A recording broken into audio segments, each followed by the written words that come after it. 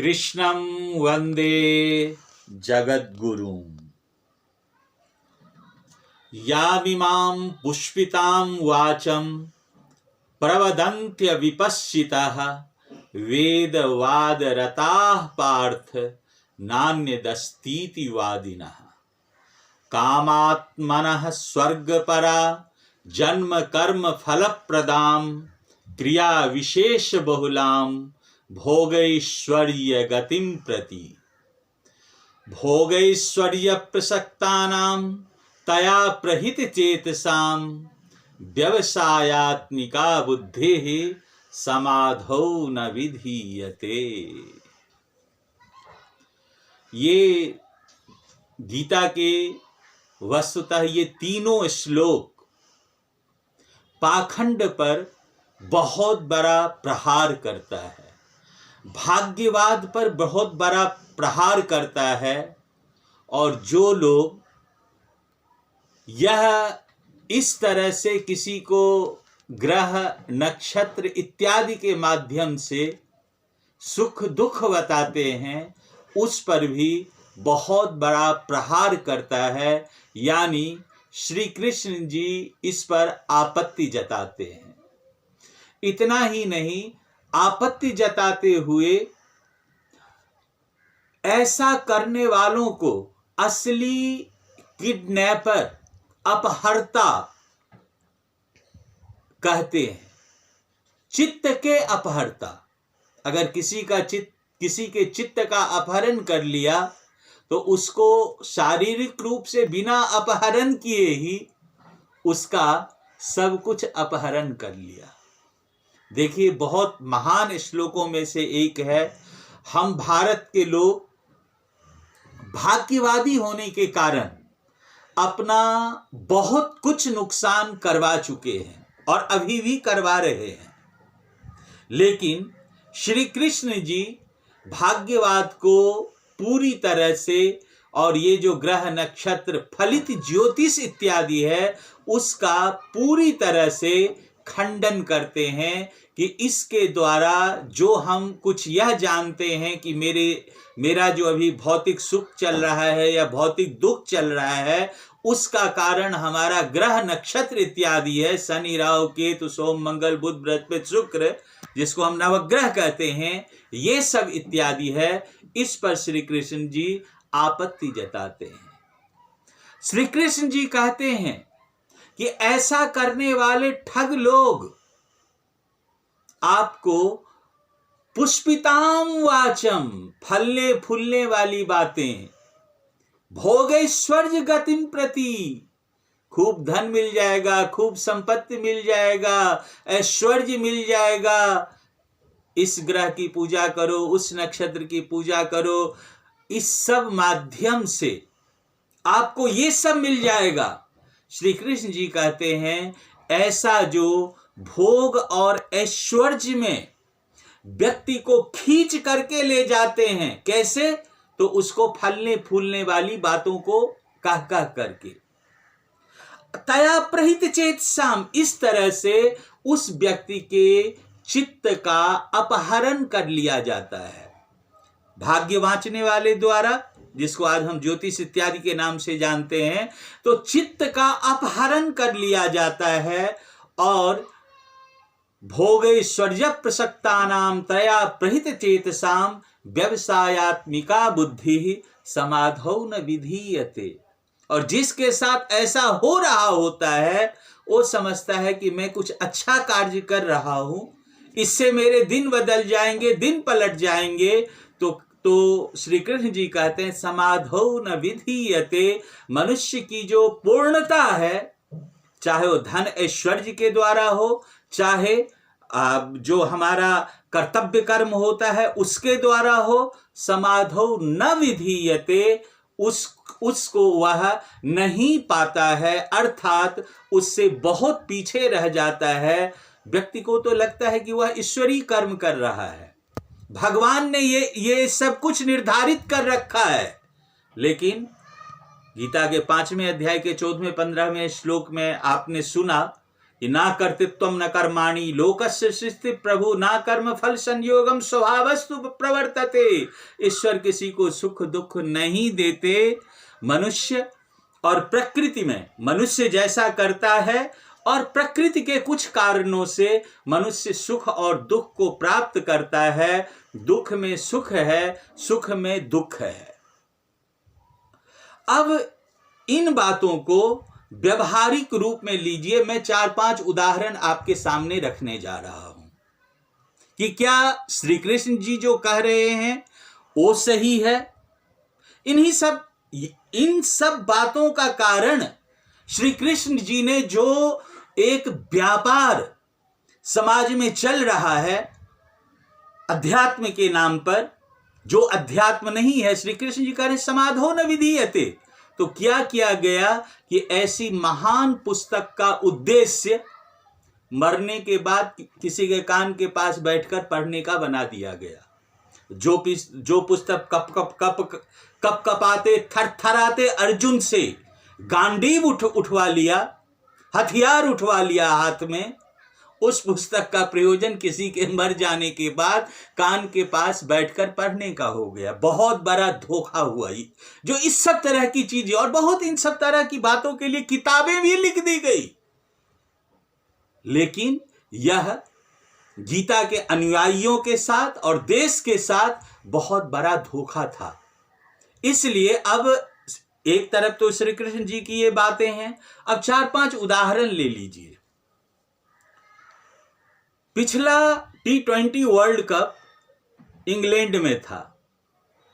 हमारे तमाम न्यूज चैनलों ने सेमीफाइनल वाले दिन, इंग्लैंड और इंडिया का सेमीफाइनल था, 9-10 ज्योतिषों को अपने न्यूज चैनल पर बिठा लिए और सब ने घोषणा कर दी कि आज तो इंग्लैंड बुरी तरह से हारना है, क्योंकि सारे ग्रह नक्षत्र भारत के पक्ष में हैं।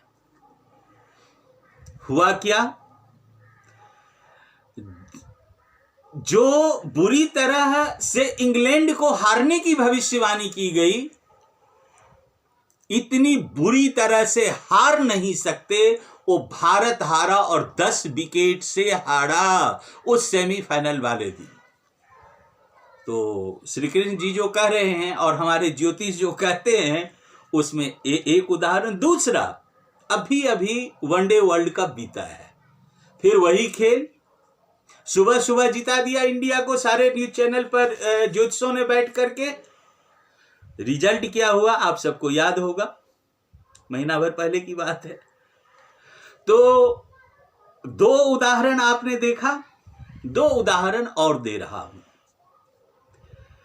लाल बहादुर राष्ट्रीय संस्कृत विश्वविद्यालय में एक कल्याण दत्त शर्मा जी ज्योतिष शास्त्र के बहुत बड़े विद्वान और जो कई पंचांग सब छपते हैं उसके मुख्य संपादक, इकलौती उनकी बेटी, और वो सैकड़ों जनपत्री मिलान किए अपनी बेटी की शादी के लिए, और जो सबसे अच्छा मैच हुआ उस अनुसार उन्होंने अपनी बेटी की शादी की।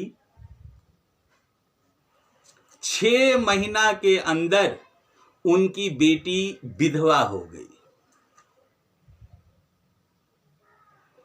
एक और उदाहरण देता हूं जो मेरा अपना अनुभव है। वेद ने कहा है कि युवक युवती आपस में पति पत्नी का चयन करके, मतलब युवक युवती दोनों मिल करके दाम्पत्य जीवन का चयन करें और सुखपूर्वक दाम्पत्य जीवन बिताएं। विवाह में पति या पत्नी का चुनने का अधिकार केवल युवक और युवती को, वर और वधू को दिया गया है। इसी तरह से कोई युवक युवती आपस में एक दूसरे को चाहते थे, और दिल्ली की ही घटना है। शादी की बात हुई, दोनों युवक पक्ष के लोग और युवती पक्ष के लोग दोनों खुशी खुशी उस शादी को करवाने के लिए तैयार हो गए।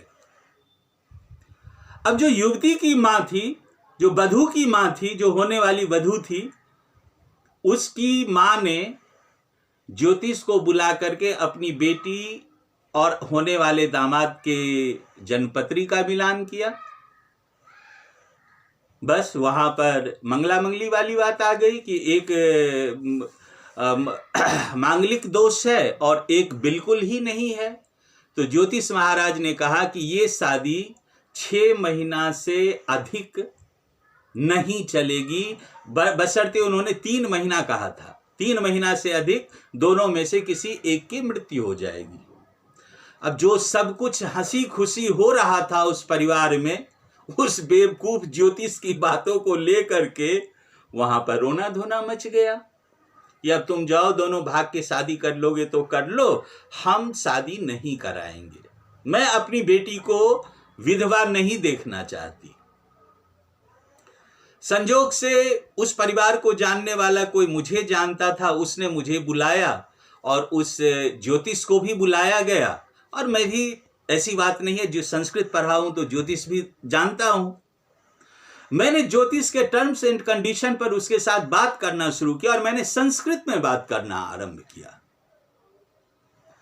और ये वहां पर प्रूफ करवा दिया कि जो इन दोनों के अंदर मंगला मंगली दोष नहीं है और इनकी शादी बहुत अच्छी तरह से सक्सेस होगी, सफल होगी। श्लोक मेरे पास गीता का यही था, लेकिन मैंने इसको छुपा करके रखा और मैं ये देखना चाहा क्या दोनों में से सचमुच में कोई मर जाते हैं। आज 16-17 साल उनकी शादी की हो चुकी है। दोनों खुशी खुशी आनंदित जीवन जी रहे हैं बाल बच्चे के साथ और किसी तरह का कोई मतलब कष्ट संकट, ये तो है, चलो परिवार है, परिवार में सर्दी बुखार जुकाम ये सब आते रहते हैं। बच्चे के जन्म में भी बहुत कष्ट उठाना पड़ता है, लेकिन फिर आप देखो कि उस बच्चे के साथ कितनी अधिक ममता उमड़ पड़ती है। तो ये सब तो परिवार है, चलता रहता है। लेकिन जो दोनों में से एक के मर जाने की बात थी, संसार से चले जाने की बात थी, ऐसा कुछ नहीं हुआ। ये मेरा अपना अनुभव है। तो हम लोग जो ये मंगला मंगली ये सब मिलान करते हैं, उस जगह पर हम ये देखें कि दोनों का बिहेवियर कैसा है, दोनों का आचरण कैसा है, ये सब देखें, ना कि इस सब तरह की चीजों को देखें जो हमारे समाज में बहुत बुरी तरह से इस सब तरह की कुमानसिकता जो है वो व्याप्त है। तो मैंने 4-5 उदाहरण आपको दिया। होता क्या है, जब हम ज्योतिष के पास जाते हैं ठगाने के लिए, तो मनुष्य तो दुख से सुख की तरफ जाने को उद्यत रहता ही है, कर्म कर ही रहा होता है। और जो बुरा वक्त चल रहा है, जो मनुष्य प्रयासरत रहता है, वो अच्छा वक्त आ गया तो ज्योतिष के ऊपर विश्वास हो गया, और नहीं आया तो अभी और कुछ बाधाएं हैं। अभी वो ग्रह न, अच्छा उस ग्रह की नजरें वक्री हो गई, मतलब टेढ़ी हो गई, ये सब कह करके उलझा करके रखा जाता है। यही सच्चाई है। अब मैंने उदाहरण के साथ आपके सामने बातों को रखा है। इससे नुकसान यह होता है कि हम जो कर्म के प्रति, बुरे दिन संसार में किसके नहीं आते हैं। जब मर्यादा पुरुषोत्तम श्री राम और पांडव भी इससे अछूते नहीं रह गए, तो हम लोग किस खेत की मूली हैं। लेकिन उसका निदान ग्रह नक्षत्रों के द्वारा हो सकता है। श्री कृष्ण जी कहते हैं कि यह झूठ है, बकवास है, इसमें सच्चाई नाम की कोई बात नहीं है। अपनी तरफ से मैंने कुछ नहीं कहा, जो मेरा अनुभव था वो अनुभव किया।